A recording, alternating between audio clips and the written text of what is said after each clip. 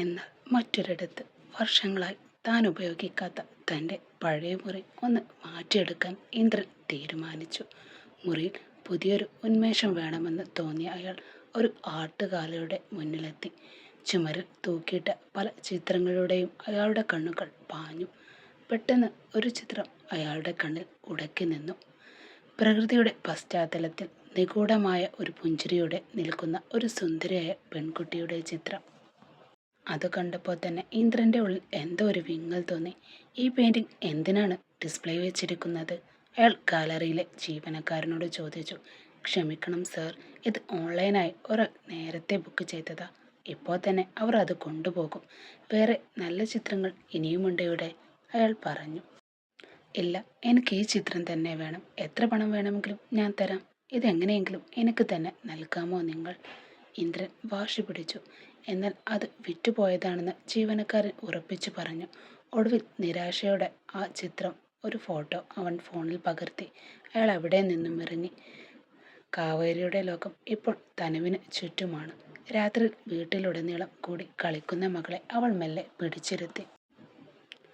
അമ്മേ, 2 minute please. ഈ കളി കഴിഞ്ഞ് നമുക്ക് ഹോംവർക്ക് ചെയ്യാം. തനു കൊഞ്ചി. ഇല്ല മോളെ, ഉറക്കം വരുമെന്ന് അമ്മക്കറിയാം. ആദ്യം ഇത് തീർക്ക്. കാവേരി അവളെ റൈറ്റിംഗ് ടേബിളിനരികിലിരുത്തി. നോട്ട്ബുക്കിൽ എ എന്ന അക്ഷരം വലിയ രീതിയിൽ എഴുതി കൊടുത്തു. ഇത് വൃത്തിയായി താഴെ വരെ എഴുതണം. ഇത് ഏതക്ഷരമാണെന്നൊന്ന് പറഞ്ഞേ. ഫോണിൽ നിന്നും കേട്ട ആ സ്വരം കാവേരിയുടെ ഹൃദയമിടിപ്പ് കൂട്ടി. ഒരു നിമിഷം അവൾ തരിച്ചു നിന്നുപോയി. ഈ ശബ്ദം, ഇത് അവൾക്ക് മറക്കാൻ കഴിയുമോ? ഇല്ല, ഒരിക്കലുമില്ല. ഉള്ളിലെ പരിഭ്രമം മറച്ചു വെക്കാൻ പാടുപെട്ടുകൊണ്ട് അവൾ ദീർഘമായി ഒന്ന് ശ്വസിച്ചു. അല്ല, ഒരിക്കലും അയാളാക്കില്ല. ഒരേ ശബ്ദമുള്ളവർ ഈ ലോകത്ത് എത്ര പേരുണ്ടാകും? അവൾ മനസ്സിനെ പഠിപ്പിച്ചു. പതിറുന്ന സ്വരം വീണ്ടെടുത്ത് അവൾ ചോദിച്ചു. അതെ, ഞാൻ തന്നെയാണ് കാവേരി. ആരാണ് ഈ സംസാരിക്കുന്നത്? ഹലോ മാഡം, എൻ്റെ പേര് ഇന്ദ്രജിത്ത് എന്നാണ്. ക്ലീൻ ക്യാൻവാസ് ആർട്ട് ഗ്യാലറിയിൽ മാഡം വരച്ചൊരു പെയിൻറ്റിങ് ഞാൻ കണ്ടിരുന്നു. എനിക്കത് ഒരുപാട് ഇഷ്ടമായി. പക്ഷെ ആ പെയിൻറ്റിങ്. മറുപുറത്തെ സ്വരം അല്പം താഴ്ന്നു. പറഞ്ഞോളൂ സർ, എന്തു തന്നെയാലും ഞാൻ പേ ചെയ്യാൻ തയ്യാറാണ്. അതുപോലെ മറ്റൊന്ന് എനിക്ക് വരച്ചു തരാൻ കഴിയുമോ നിങ്ങൾക്ക്? ഇന്ദ്രജിത്ത് കടയുടെ ഉടമയെ ആ യുവാവിനോട് വിനയത്തോടെ ചോദിച്ചു. അത് അയാളല്ല എന്ന ഉറപ്പോടെ കാവേരി ഒരു വലിയ ആശ്വാസം പുറത്തേക്ക് വിട്ടു. ഇന്ദ്രജിത്ത് ആണല്ലോ എന്നെ പരിചയപ്പെടുത്തിയത്. അയാൾ തന്നെ ഇന്ദ്രജിത്ത് എന്നാണല്ലോ തന്നെ പരിചയപ്പെടുത്തിയത്. അവളുടെ ഉള്ളിലെ വേദന മെല്ലെ പുറത്തേക്ക് വന്നു. ഞാൻ അവിടെ 3 ചിത്രങ്ങളാണ് നൽകിയത് സർ. അത് ഏത് പെയിൻറ്റിങ്ങിനെ കുറിച്ചാണ് താങ്കൾ പറയുന്നത്? കാവേരി അയാളുടെ അന്വേഷിച്ചു. പ്രകൃതിയുടെ മടിത്തട്ടിലിരിക്കുന്ന ഒരു പെൺകുട്ടിയുടെ മുഖം. ആ ചിത്രമാണ് എനിക്ക് വേണ്ടത്, അയാൾ പറഞ്ഞു. നിർത്തിയപ്പോൾ കാവേരിയുടെ ഉള്ള ചിത്രം തെളിഞ്ഞു വന്നു. അതാണോ? അത് പൂർത്തിയാക്കാൻ ഒരുപാട് സമയമെടുക്കും സർ. ഇപ്പോൾ എനിക്ക് കുറച്ച്. അവളൊന്ന് മടിച്ചു. ശരി സർ, ഞാൻ ശ്രമിക്കാം. 2 ആഴ്ചക്കുള്ളിൽ അത് ചെയ്തു തീർക്കാൻ ഞാൻ നോക്കാം. കാവേരി സമ്മതിച്ചപ്പോൾ ഇന്ദ്രജിത്തിൻ്റെ സ്വരത്തിൽ ഒരു പുഞ്ചിരി വിരിഞ്ഞു. Thank you so much. ഈ നമ്പർ ഒന്ന് സേവ് ചെയ്തോളൂ. പെയിൻറ്റിങ് കഴിഞ്ഞാൽ എന്നെ ഒന്ന് വിളിക്കാൻ മറക്കില്ലല്ലോ. ഫോൺ കട്ടായതും അവൾ ആ നമ്പർ ഇന്ദ്രജിത്ത് എന്ന് തന്നെ സേവ് ചെയ്തു. അമ്മേ, ദാ നോക്കിയേ. കുഞ്ഞു ധനുശ്രീ വിളി കേട്ടാണ് കാവേരി ചിന്തയിൽ നിന്നും ഉണർന്നത്. തൻ്റെ ഹോംവർക്കൊക്കെ ഭംഗിയായി തീർത്ത് മിടുക്കിയായവൾ മുന്നിൽ നിൽക്കുന്നു. എൻ്റെ തണുമോൾ ഇത്ര വേഗം എഴുതി കഴിഞ്ഞോ? Very good. എന്നും ഇതുപോലെ പഠിക്കണം കേട്ടോ. കാവേരി അവളുടെ കവിളിൽ തലോടി. അമ്മേ, ടീച്ചർ എനിക്ക് കുട്ടി തരുമല്ലോ? ധനുശ്രീ കൊഞ്ചലോടെ ചോദിച്ചു. കാവേരി അവളെ സോഫയിലിരുത്തി ടി വിയിൽ കാർട്ടൂൺ വെച്ചു കൊടുത്തു. എന്നിട്ട് അടുക്കളയിലേക്ക് നടന്നു. അന്ന് രാത്രി ഇന്ദ്രജിത്തിൻ്റെ വീട്ടിൽ അത്താഴം കഴിക്കാൻ എല്ലാവരും കൂടിയിരിക്കുന്നതായിരുന്നു സമയം. അവൻ വൈശാലി പോയി കണ്ട വിവരം അച്ഛൻ ശങ്കറിൻ്റെ ചെവിയിലുമെത്തി. ഒടുവിൽ മകനെ കൊണ്ട് കല്യാണത്തിന് സമ്മതിപ്പിച്ചല്ലേ സുഭദ്രേ നീ? ശങ്കർ ചിരിച്ചുകൊണ്ട് തൻ്റെ ഭാര്യയെ നോക്കി. പിന്നല്ലാതെ, ഇനിയെങ്കിലും അവനൊന്ന് സെറ്റിലാകേണ്ടേ? അവനെ ഇങ്ങനെ ഒരു സന്യാസിയാക്കി വിടാൻ എനിക്ക് കഴിയില്ല. സാമ്പാർ വിളമ്പിക്കൊണ്ട് സുഭദ്ര പറഞ്ഞു. അല്ല, ആ കുട്ടി എങ്ങനെയുണ്ടായിരുന്നു? ശങ്കർ ആകാംക്ഷയോടെ ചോദിച്ചു. സുഭദ്രയുടെ മുഖത്ത് നിറഞ്ഞ പുഞ്ചിരി വിരിഞ്ഞു.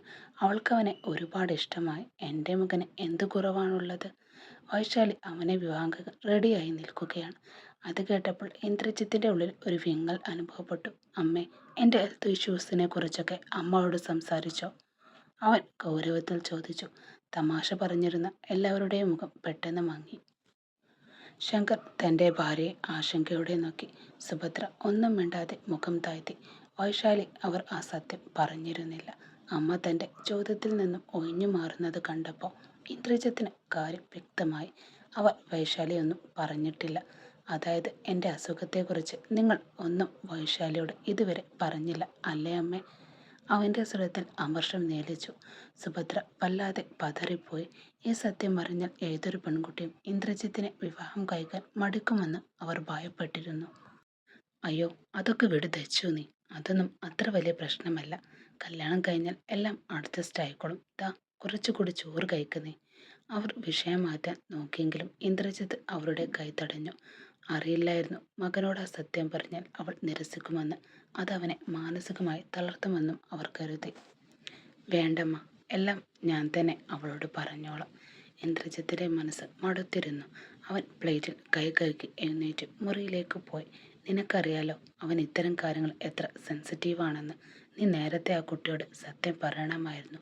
ഇപ്പോൾ അവൾ വേണ്ടെന്ന് വെച്ചാൽ അത് അവനെ കൂടുതൽ വേദനിപ്പിക്കും. ശങ്കർ ഭാര്യയെ ശാസിച്ചു. അവനുള്ള പ്രശ്നം, ശങ്കർ തുടർന്നു, നമുക്ക് നോക്കാം. അദ്ദേഹം അവളെ ആശ്വസിപ്പിച്ചു. അന്ന് രാത്രി തന്നെ സുഭദ്ര വൈശാലിയെ ഫോണിൽ വിളിച്ചു. എന്താ എൻ്റെ ഈ സമയത്ത്? എന്തെങ്കിലും വിശേഷമുണ്ടോ? ദച്ചുവിനെ കണ്ടതോടെ ഉടനെ കല്യാണം വേണ്ടെന്ന് ഞാൻ വാശി പിടിക്കുമെന്ന് പേടിയുണ്ടോ? വൈശാലി ചിരിച്ചുകൊണ്ട് ചോദിച്ചു. പക്ഷേ സുഭദ്രയുടെ മുഖത്ത് ചിരി വന്നില്ല. മോളെ, നിന്റെ അടുത്ത് വളരെ പ്രധാനപ്പെട്ട ഒരു കാര്യം പറയണമെന്ന് എനിക്കിപ്പോൾ തോന്നി. നേരത്തെ പറയണമെന്ന് കരുതിയത്, പക്ഷേ അവർ ഗൗരവത്തിൽ പറഞ്ഞു തുടങ്ങി. എന്താ ആൻറ്റി അത്?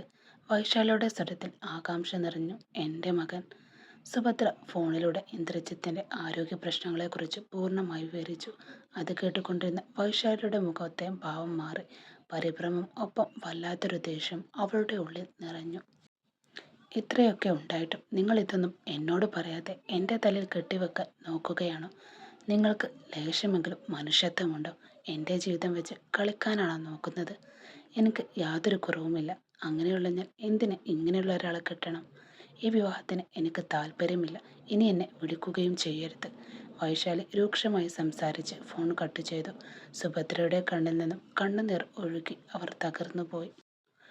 എന്താ സുബു ഇങ്ങനെ നിൽക്കുന്നത്? വൈശാലി വിവാഹത്തിന് സമ്മതമല്ലെന്ന് പറഞ്ഞു? ശങ്കർ മെല്ലെ ചോദിച്ചു. പക്ഷേ മറുപടി പറയുന്നതിന് മുമ്പേ ഇന്ദ്രജിത്ത് അങ്ങോട്ട് വന്നു. അവൻ്റെ മുഖത്ത് ഒരത്ഭുതവുമില്ലായിരുന്നു. അവൾ എൻ്റെ നമ്പർ ബ്ലോക്ക് ചെയ്തപ്പോഴേ എനിക്ക് കാര്യം മനസ്സിലായമ്മേ. ഇത്രയൊക്കെയുള്ളൂ ജീവിതം. നമ്മുടെ ബാഹ്യരൂപം കണ്ട് പിന്നാലെ വരുന്നവരൊന്നും അവസാന നിമിഷം വരെ കൂടെ ഉണ്ടാവില്ല. മനസ്സിനെ സ്നേഹിക്കുന്നവളെ ഒരാളെ കിട്ടുന്നത് വരെ കാത്തിരിക്കണം. അവളെ കുറ്റം പറയരുത്. അവൾക്കു പകരം ആര് വന്നാലും ഇത് തന്നെ ചെയ്യൂ. പതിവ് പോലെ മക്കളെ ഒരുക്കി വാനിൽ സ്കൂളിലേക്ക് അയച്ച ശേഷമാണ് കാവേരി ജോലിക്ക് ഇറങ്ങിയത്. അന്ന് ഓഫീസിൽ ഒരവധി പോലുമില്ല. അത്രയും തിരക്കായിരുന്നു. ഉച്ചക്ക് 3 മണിയായപ്പോഴേക്കും മകളെക്കുറിച്ചുള്ള ഓർമ്മകൾ അവളെ അലട്ടാൻ തുടങ്ങി. ഉടനെ അവൾ സുശീലാമ്മയെ ഫോൺ വിളിച്ചു. ഹലോ ആൻറ്റി, തൻശ്രീ മോൾ എന്ത് ചെയ്യുകയാ? അവൾ ആകാംക്ഷയോടെ തിരക്കി. അയ്യോ കാവേരി. മറുപുറത്ത് സുശീലാമ്മയുടെ ശബ്ദം പതർച്ചയുണ്ടായിരുന്നു. എന്തു പറ്റി ആൻറ്റി? നിങ്ങൾ വീട്ടിലല്ലേ? ഞാൻ വീട് പൂട്ടിയിട്ടാണ് ജോലിക്ക് വന്നത് തന്നെ. ഈ നേരമാകുമ്പോഴേക്കും കുട്ടിയുടെ സ്കൂൾ വിട്ടിട്ടുണ്ടാകുമല്ലോ. കാവേരിയുടെ സ്വരത്തിൽ ഭീതി പടർന്നു. ക്ഷമിക്കണം മോളെ, എനിക്ക് നിന്നോട് നേരത്തെ പറയണമെന്നുണ്ടായിരുന്നു. പക്ഷേ തിരക്കിനിടയിൽ ഞാൻ പാടെ മറന്നുപോയി. സാരമില്ല ആൻറ്റി, ഞാൻ വാൻ ഡ്രൈവറെ വിളിച്ച് ചോദിച്ചോളാം.